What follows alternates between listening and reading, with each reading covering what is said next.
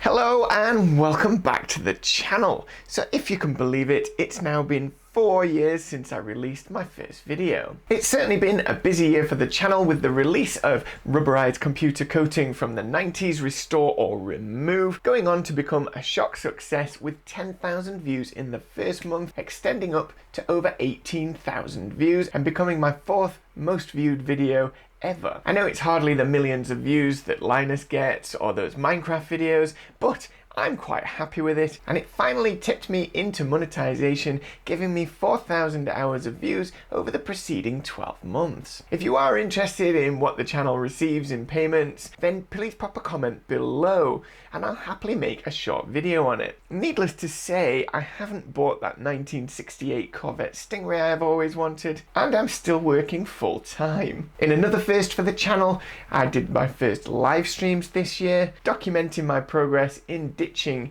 the old smartphone and eventually replacing it with this, my very trusty Sony Ericsson C902, which has excellent audio and a surprisingly capable 5-megapixel camera. Don't get me wrong, ditching your smartphone is certainly not for everyone. In fact, it's probably for hardly anyone. But for me at least, it's been a very positive experience and I don't see me going back anytime soon. So assuming I don't go back to a smartphone, there will be a 1-year anniversary update for that, to let you know how I've got on and the many pitfalls I've come across. Back in February, in another first, the channel gained the right to have a membership, and I was soon joined by Mike and Rich's Retro Random Reviews as members, followed by Von Rummelsdorf, David Schell, Tim Alston, Zolt Dekaney, Yeet Yee, Kirty Unlisted, Xantronics Industries, Jason Morley, Andre Heyer, and Sarah the Strangish. And Andre Heyer, for your super thanks. You are all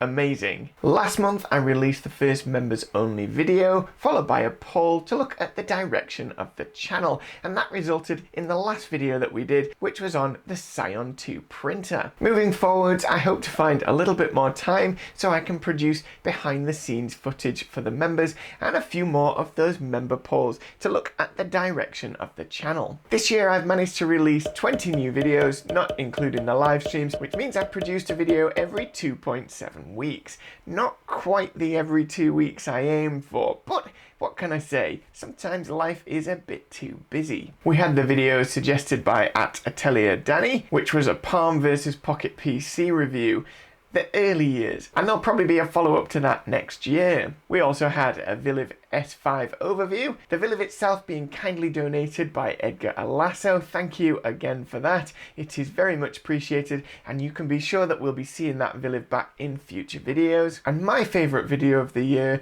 can you replace your smartphone with this watch? Now don't get me wrong, it wasn't that popular, but I really enjoyed making it. As part of all of this, the channel passed 250,000 views back in July, which is all thanks to you, the viewers. One of the interesting things about the view statistics is that while it's not so surprising that connecting Windows CE to Windows 10 is a very high ranking video, in fact it's my top video, because it's quite difficult to do. What's more surprising is that my second most popular video is on a Casio databank. First, let me apologise for not completing the OPL tutorial. Part 6 has turned into a Part 6A and a Part 6B. They are on the way, so just bear with me. I know I've said that before, but honestly, they will arrive at some point in the not too distant future. For those of you who'd like to try some OPL programming, it is a very similar language to BASIC, making it very easy to write straightforward programs, algorithms, and eventually games. OPL actually works on any of the Scion range, right the way from the original Scion Organizer up to the Scion 7. And if you don't have any Scion hardware knocking around, don't worry, you can do it in any of the emulators, the 3 emulator that runs in DOSBox, the 5 emulator that'll run on your current PC, or you can do it on the web emulators that are available, including the Scion 2 emulator on JAT's website. As for future content, I'm not running out of ideas or hardware anytime soon. With plenty more Palm ARM, Scions, Pocket PCs, UMPCs, Sony Cliés, handheld PCs, and digital organizers to review, repair, and restore. Never mind looking at some of the myriad of software that's available for them. Some of you have posted ideas for future videos, and they're all on a list for being made. So watch this space at Laszlo Gavrukaznagi for Mobi Pocket Reader as the grandfather of Kindle, along with others suggested by yourselves. If you have any ideas for videos, tips on production, or you just want to message me in the comments below, go for it. I try and respond to every comment I get in the hope that we're building a bit of a community here. A huge thanks goes to everyone who supports the channel through views, likes, subscriptions, and especially memberships. Your support only encourages me to try and make the best content that I absolutely can. As always, my name's Hugh. This is Handheld Computing. Thanks for watching.